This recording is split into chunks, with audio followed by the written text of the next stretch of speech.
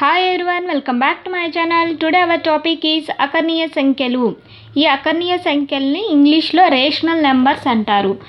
ఈ అకర్ణీయ సంఖ్యలు ఏ విధంగా ఉంటాయో చూడండి.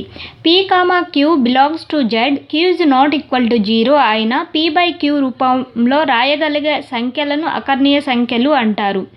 p, q integers. z అంటే ఇక్కడ ఇంటీజర్స్ అండి. మనం ఇంటీజర్స్ అనే టాపిక్ చేసాము, ఒకసారి చూడండి.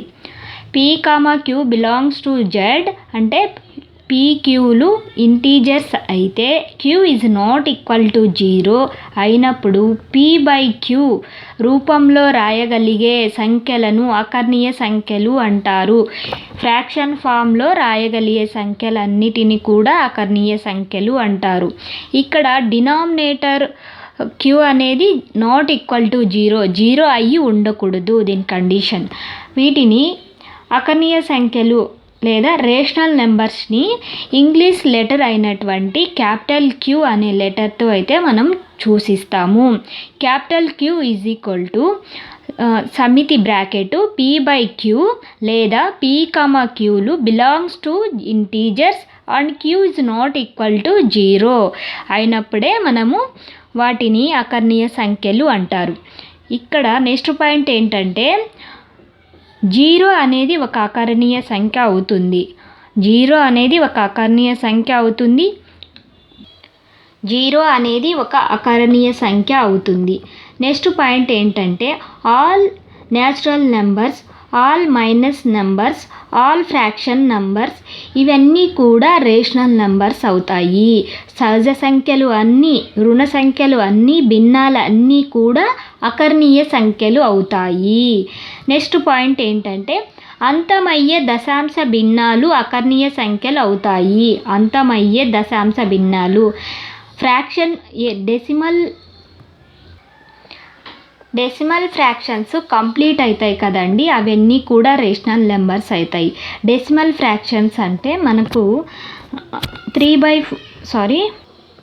చూడండి, డెసిమల్ నెంబర్స్ 3/2 ఉంది. ఇది అంతం అవుతుంది, ఈ ఫ్రాక్షన్ అనేది అంతం అవుతుంది. వీటిని కూడా రేషనల్ నెంబర్స్ అంటారు. ఏ విధంగా అంతం అవుతుంది? 2 1 జా 1, రిమైనింగ్ 1 ఉంటుంది. పాయింట్ పెట్టుకుంటే 1 తర్వాత 0 వస్తుంది. 1.5 అనేది మన ఆన్సర్ వస్తుంది. ఈ సంఖ్యను కూడా మనము రేషనల్ నెంబరే అంటారు. నెక్స్ట్ పాయింట్ వచ్చి అంతము కానీ ఆవర్తనమయ్యే దశాంశ భిన్నాలు అన్నీ కూడా అకర్ణీయ సంఖ్యలే. ఏమిటంటే it is not end the fraction form of number. Next repeated same number. చూడండి ఏ విధంగా అంటే ఒక ఫ్రాక్షన్ అనేది మనకు ఎండ్ అయితే కాదండి, కంటిన్యూయస్గా అదే నంబర్ కంటిన్యూ అవుతూ ఉంటుంది. ఫ్రాక్షన్ ఫామ్ అనేది మనం క్యాలిక్యులేట్ చేసినప్పుడు వాటిని కూడా మనం రేషనల్ నంబర్గానే తీసుకోవాలి. చూడండి ఇక్కడ ఎగ్జాంపుల్ ఏంటంటే 0.36 బార్ అని ఇచ్చాడు. ఈ నంబరు ఏ విధంగా రిపీట్ అవుతుంటే 0.363636 ఈ విధంగా రిపీట్ అవుతూనే ఉంటుంది. ఎండ్ అయితే కాదు. మళ్ళీ నంబర్స్ అనేది రిపీట్ అవుతాయి, ఎండ్ అయితే కాదు. అదేనండి దీని అర్థము. అంతము కానీ ఆవర్తనమయ్యే దశాంశ భిన్నాలు అకర్ణీయ సంఖ్యలు అవుతాయి. వీటి అర్థము అదేనండి.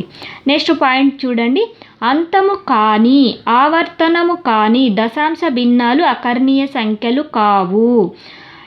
అంటే ఎండ్ కావండి, మళ్ళీ రిపీట్ కావు. అటువంటి ఫ్రాక్షన్స్ ఫామ్ని రేషనల్ నెంబర్స్ అంటారు. ఎగ్జాంపుల్ పై అనే ఒక సంఖ్య తీసుకుంటే అది రేషనల్ నెంబర్ అయితే కాదు. ఎందుకంటే రేషనల్ నెంబరు దాన్ని ఫ్రాక్షన్ ఫామ్లో కాదండి, దాన్ని క్యాలిక్యులేట్ చేసి నంబర్ తీసుకున్నాం అనుకోండి.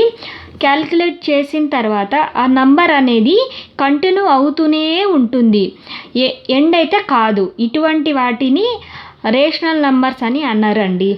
అదే పైని మనము 22/7గా తీసుకున్నప్పుడు దాన్ని మటుకు రేషనల్ నెంబర్గానే మనము తీసుకుంటాము. చూడండి, ఇక్కడ పై అనేది అకర్ణీయ సంఖ్య కాదు, కానీ 22/7 మాత్రం అకర్ణీయ సంఖ్య. కారణం ఎందుకంటే పై ఈజ్ నాట్ ఈక్వల్ టు 22/7. ఎందుకంటే ఈ 22/7 అనేది మెన్సురేషన్ అనే ఒక టాపిక్లో పై విలువ 22/7గానే తీసుకుంటాము. పైని ఎగ్జాక్ట్గా క్యాలిక్యులేట్ చేయడం, ఇది ఎగ్జాక్ట్ వాల్యూ అనేది అయితే కంటిన్యూ అవుతూనే ఉంటుందండి.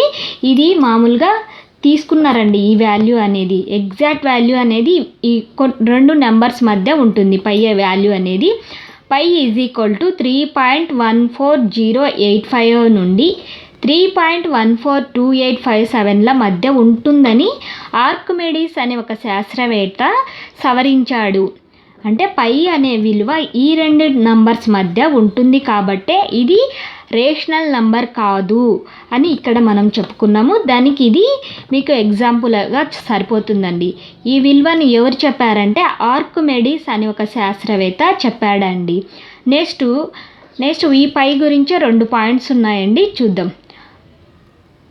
పై విలువను 4 దశాంశ స్థానం వరకు సవరించి పై విలువను 3.1416గా ఆర్యభట్ట అనే ఒక శాస్త్రవేత్త తెలియజేశాడండి. ఇప్పుడు మనం వాడే పై విలువ ఇదేనండి, 3.1416గా మనం యూస్ చేస్తున్నాము.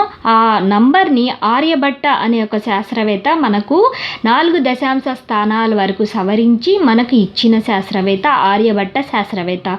నెక్స్ట్ పాయింట్ చూడండి. పై విలువను 3.1255గా భాస్కరాచార్యుడు సవరించాడు. పై విలువను మనకు 3.1255గా భాస్కరాచార్యుడు అనే ఒక శాస్త్రవేత్త ఈ విధంగా సవరించాడు, 3.1255గా. అలాగే పై డేని జరుపుకుంటారండి. పై డేని మార్చి 14th జరుపుకుంటారు. ఆ రోజు ఆల్బర్ట్ ఐన్స్టీన్ అనే ఒక శాస్త్రవేత్త జన్మదినం అండి. ఫేమస్ సైంటిస్ట్ కదండి ఆల్బర్ట్ ఐన్స్టీను. అతని యొక్క జన్మదినం మార్చ్ 14th, గుర్తుపెట్టుకోండి. నెక్స్ట్ అతి చిన్న అకర్ణీయ సంఖ్యను మనం నిర్ధారించలేము. అతి చిన్న అకర్ణీయ సంఖ్యను అంటే స్మాల్ రేషనల్ నంబర్ని మనము నిర్ధారించలేము. అలాగే అతి పెద్ద అకర్ణీయ సంఖ్యను కూడా మనం నిర్ధారించలేము. నెక్స్ట్ పాయింట్ వచ్చి అకర్ణీయ సంఖ్యలలో సంకలన తత్సమాంశము 0. ఇవి అన్నిటికీ 0గా ఉంటుంది. నెక్స్ట్ గుణకార తత్సమాంశము వచ్చి 1గా ఉంటుంది. అలాగే అకర్ణీయ సంఖ్యలలో సంకలన విలోమము అంటే a belongs to rational number అయినా -aను ఏ యొక్క సంకలన విలోమం అంటారు.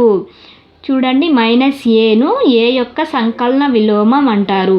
ఏ అనేది బిలాంగ్స్ టు దేనికి చెందింది? రేషనల్ నంబర్కి చెంది ఉండాలండి. అప్పుడే ఏ యొక్క సంకలన విలోమం -a అవుతుంది. నెక్స్ట్ గుణకార విలోమం ఏమవుతుందంటే ఏ బిలాంగ్స్ టు q. ఏ అనేది రేషనల్ నంబర్ అయినప్పుడు 1/aను ఏ యొక్క గుణకార విలోమం అంటారు. 1/aను గుణకార విలోమం అంటారు. ఏ దేనికి చెంది ఉండాలి? రేషనల్ నంబర్కి చెంది ఉండాలి. నెక్స్ట్ పీక్యూల మధ్య అకర్ణీయ సంఖ్యలు అంటే పీక్యూల మధ్య ఎన్ని అకర్ణీయ సంఖ్యలు ఉంటాయి? పీక్యూల మధ్య ఎన్ని అకర్ణీయ సంఖ్యలు ఉంటాయంటే వాటి మధ్య ఉండే యావరేజ్ను మనం తీసేసుకోవాలండి. p+q/2 అనే ఫార్ములా వేసి మనము యావరేజ్ను తీసేసుకుంటాం. నెక్స్ట్ రెండు అకర్ణీయ సంఖ్యల మధ్య వ్యవస్థితం అగు అకర్ణీయ సంఖ్యలు ఎన్ని ఉంటాయంటే అనంతం ఉంటాయండి. మనం చెప్పలేము రెండు అకర్ణీయ సంఖ్యల మధ్య ఎన్ని అకర్ణీయ సంఖ్యలు ఉంటాయంటే మనం చెప్పలేము కాబట్టి అనంతము అన్నారు. సో ఇదండి అకర్ణీయ సంఖ్యలు పూర్తిగా. ఈ వీడియో నచ్చితే లైక్ చేయండి, షేర్ చేయండి, మీ ఫ్రెండ్స్కి షేర్ చేయండి. ఇలాంటి మరెన్నో వీడియోస్ కోసం నా ఛానల్ని సబ్స్క్రైబ్ చేసుకోండి. Thank you.